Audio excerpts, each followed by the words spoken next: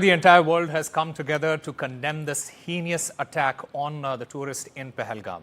Be it US President Donald Trump or the Russian President Vladimir Putin, along with the entire Europe, everyone has condemned this attack on the innocent people in Pahalgam. In fact, this attack, this Pahalgam terror attack, it also raises some very, very serious questions. Now, what are those questions? Number one, what's expected from key security meeting that is taking place at the moment? How will India now respond to this heinous attack? How will the intel gaps be addressed? That is also something very, very important to be addressed here. Will the world isolate Pakistan? To find the answers to all these questions, I'm currently joined by Ambassador Rajiv Dogra, the former Consul General to Karachi in Pakistan. I also have Major General Sudhakar ji, VSM retired, former Indian Army General. He has served in counter-terrorism operations in Srinagar in Jammu and Kashmir from 2006 to 2008. I also have Daniel Markey, Senior Advisor, South Asia, USIP, and also a Senior Fellow. Let me start by asking you, General Sudhakar, how do you see this, despite decades of conflict in the region, there has always been this unwritten rule that tourists, they would not be targeted. How does this particular attack change our understanding of these attacks? Osama, thank you for getting me to your show. Good evening, and my compliments to very distinguished co-panelists. And Daniel Markey, I've read his book, No Exit from Pakistan. I'm a great admirer of his writings. Now, about this genocidal killing, no doubt that it's a thing should not be suffered in silence.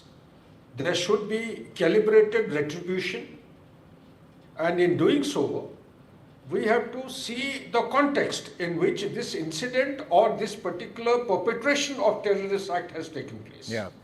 We need to carry out an assessment based on tangible inputs, tangible evidences, come to a conclusion, don't act in haste, no impulsive action. But having said this, please allow me, Osama, to dilate the issue, to take our viewers' mind back to why a thing like this has happened, what has happened.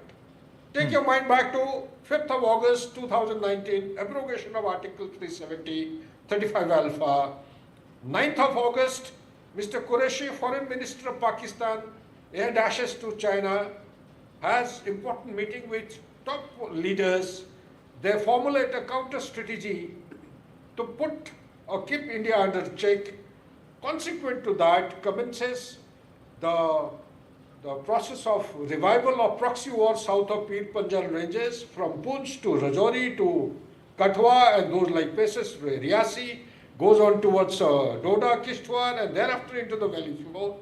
And also, by about 20th or 15th of June 2020, amidst the pandemic, we have the Galwan incident, extended standoff, troops get pulled out, and the insurgency or terrorism picks up momentum, where it had actually remained dormant for nearly 14 to 16 years because of no terrorism being there in the south of Pir Panjal ranges. So this is a dimension which is to be kept in mind.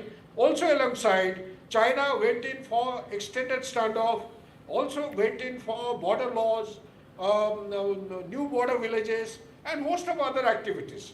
Also, Bangladesh thing was opened up, while US was pulling back in a hasty manner, in a non-superpower-like manner on sometime in August 2021.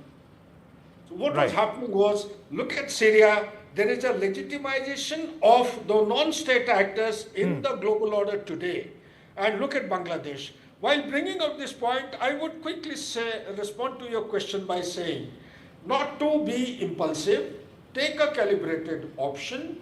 In the calibrated option, see what all we targeted in Balakot, consequent to the Pulwama incident, or prior to Pulwama was Uri attack. Now, the thresholds have gone up. Yeah. Personally, I feel that we need to escalate the target selection My point of view is that where the tap is actually bleeding with terrors coming down, flowing down, if the tap is actually overflooding India with terrors, that tap is to be closed as soon as possible. Absolutely, and in fact, that also points a big finger towards Pakistan. What Yes. about Pakistan? I want to get a response from Ambassador Dogra there. The most obvious response, Ambassador Dogra, should be that the world isolates Pakistan. But the question is, will the world isolate Pakistan?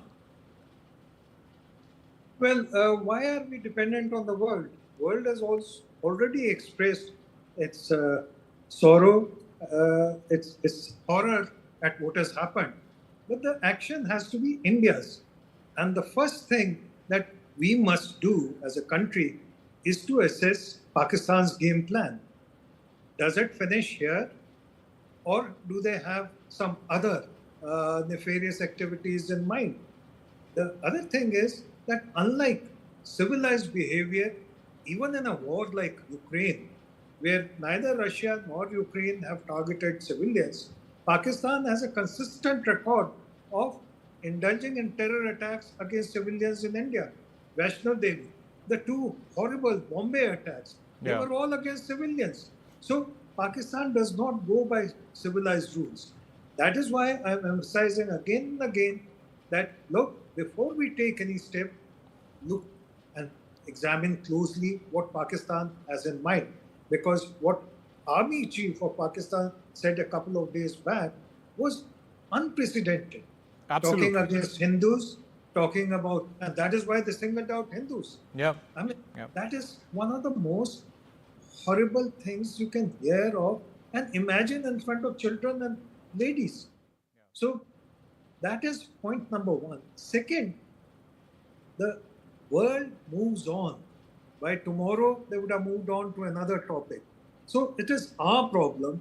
There will be sympathy from some countries in the world. There will probably be also some kind of intelligence sharing.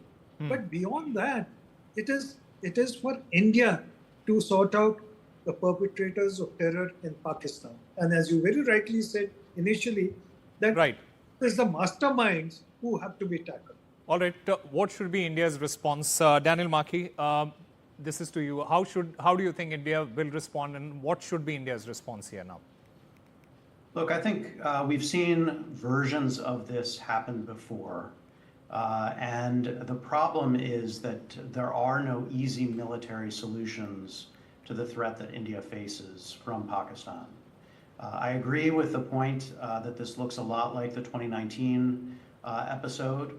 And unfortunately, what we've seen is that even when India strikes back, even when India escalates, even when India makes attacks on Pakistani territory, the problem is it doesn't resolve the underlying question of defending India's borders. India has done more to do that, and India has tried to firm up its security in Kashmir in a variety of ways, and yet we still get attacks like this.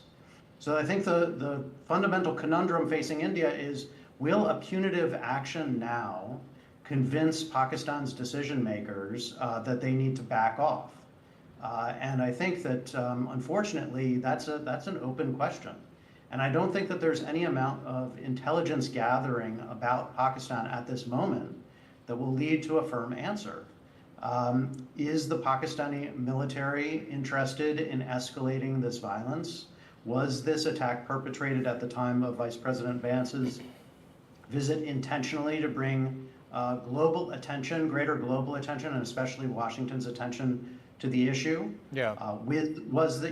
So many questions that I think will be unanswered. And so the problem facing India is, in light of that uncertainty, can it do more? And I'm afraid I don't know. And I don't think that India's leaders will know either. Absolutely. There are many unanswered questions, including what role should diplomatic pressure play right now in addressing state-sponsored terrorism if Pakistan's involvement is confirmed. Gentlemen, thank you very much for being a part of this discussion. We'll slip into a very short break. More on the other side.